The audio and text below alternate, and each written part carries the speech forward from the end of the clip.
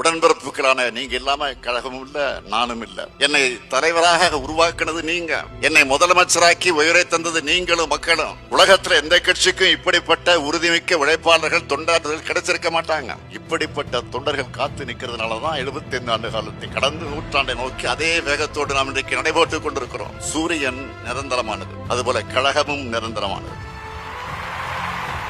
கழகம் எப்படி நிரந்தரமானதோ அதுபோல நம்முடைய கழக ஆட்சியும் நிரந்தரமானது என்ற நிலையை நாம உருவாக்கணும்.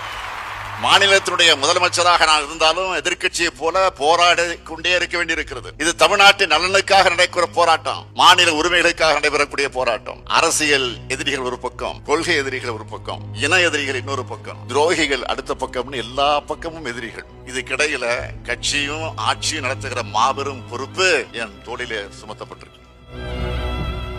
கலைஞர் கட்டி காத்த கழகமடா, இது அஞ்சாத உடன்பிறப்பின் இயக்கமடா.